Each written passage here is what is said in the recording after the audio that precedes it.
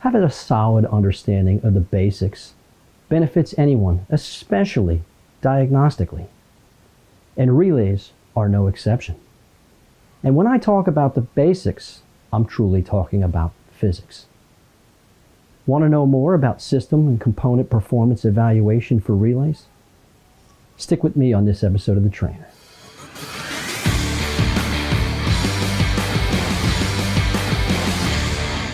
Following true with the last two installments in this mini-series of The Trainer, I want to focus a bit on relays and the physics that drive their functionality.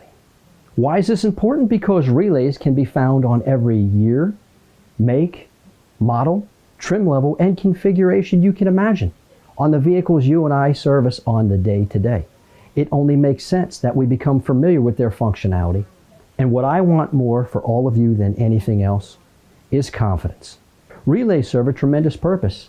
They eliminate weight and wiring, and we use a very small electrical current, a very small workload, to control a higher electrical current, a higher workload. This allows us to make control devices like computers a lot less robust because they have to handle smaller current load control circuits. In essence, that leads to a less expensive circuit configuration. Now, like all the devices we're talking about in this mini-series, they operate on principles of induction. That is, when we flow an electrical current through an inductor, a coil of wire, we capitalize on the magnetic field created. And that magnetic field causes physical shuttling, in this case, of the relay switched contacts. Now, there are two parts of a relay we have to address as diagnosticians. The primary side, which we typically refer to as the control side of the relay, that is the small current flow side of the relay. And that control side of the relay is designed to control the switched side of the relay. That side of the relay that flows high current once the switch contacts closes. As diagnosticians, we have to separate the circuit into two halves and determine which side of the circuit houses the fault when they surface. Holding true to form, we are going to be analyzing voltage and ground applied at the supply side, the primary side of that relay. That is, if the secondary side has no output going to the components we are trying to control.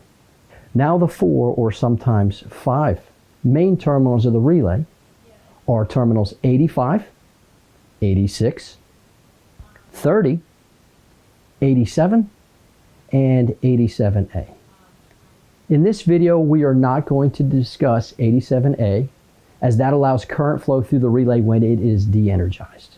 We're going to keep this simple. We're going to recognize circuit 85 and 86 as the control side of the relay, and terminals 30 and 87 as the switched side of the relay, the side of the relay that carries the heavy current to operate the devices we intend to control. Now, when it comes time to testing, of course, we can use several tools available to us. In this video, we're going to be demonstrating the use of a DSO, or digital storage oscilloscope, because I find it best to describe what's happening in the circuits when we can display them visually, and that's exactly what a scope, or DSO, allows us to do. Step 1 in waveform acquisition is to identify the design of the circuit. That is, whether it's of a pull-up or pull-down design. A pull-up design means that the control side of the relay is provided ground path at all times. And to energize the relay means to apply a voltage to terminal 86 in this case. A pull-down circuit is the exact opposite. A pull-down circuit has voltage applied to terminal 86 at all times. And we energize the relay control side by providing a ground path on circuit 85. That's a pull-down circuit design.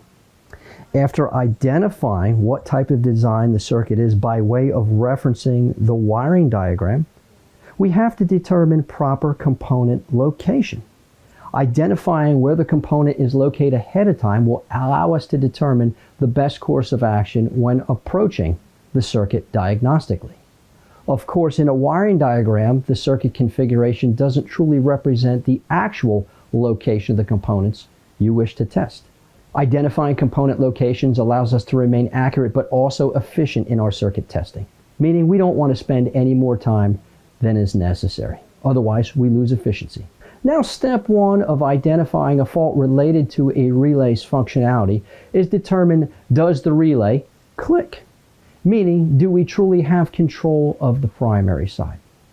If we have control of the primary side, we should expect an output on the secondary side, just as we see measured here in this diagram. To answer the question, yes or no, serves as a go, no-go to whether or not we should pursue a problem on the primary side. Said another way, if the relay is energized and the switched side of the relay allows for output when it's commanded to function, it's proven that the primary side works, and if there is a fault that exists, it is likely on the secondary or switched side of the relay circuit. Assuming the secondary or switched side of the relay circuit is not functioning, we then have to focus our efforts on the primary side of the relay circuit. Meaning, is there a problem within the relay coil itself in open or high resistance? Is there an issue on the voltage supply side to that coil or the ground supply side to that coil? Analyzing the primary circuit means monitoring voltage supply, ground supply, and current flow, otherwise known as the work being performed. Having anticipation of what good looks like means bad sticks out like a sore thumb. And as you can see in this example here, energizing the relay circuit shows a current ramp indicating work being performed through the inductive circuit. And it also shows a characteristic we recognize as a pintle bump, indicating there was physical shuttling within the relay itself. Assuming a fault occurs in the circuitry related to the relay, and you've proven the relay has everything it needs to perform its job correctly, we can infer that the relay itself is faulty. But to prove the circuit out means to run a bypass test. And that means leveraging tools like the one you see here to step the relay out of its housing or socket and allow access to the test ports beneath it. Performing a bypass test means to jumper terminals 30 and 87 in the example given here. Jumping 30 to 87 truly bypasses the switch side of the relay, eliminating it from the circuit and at the same time completing the circuit, allowing the intended function of the actuator, proving the relay was at fault. But keep in mind the limitations of the test you're performing. We always have to test the integrity of the male and female terminals within the relay and the relay socket.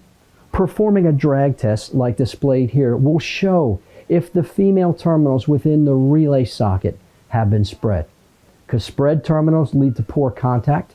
Poor contact leads to voltage drop and minimized or eliminated circuit performance. Now, the name of the game in any of the videos we feature in this mini-series of system and component performance evaluation, of course, is wrapped around physics. Why? Because you or I cannot change physics. We might as well become familiar with it. Breaking down your approach to relay circuits by examining them in 4 separate sections. Terminal 85, 86, 87, sometimes 87A, and 30 will allow you to determine why the circuit isn't functioning as designed. And if you continue to ask why, it will always lead you to the root cause of the fault. We focus heavily on the subject matter discussed in this mini-series because these components apply to everything we work on. Having anticipation on what to expect when testing relays and the other components of this mini-series allows you to recognize bad because you become familiar with good.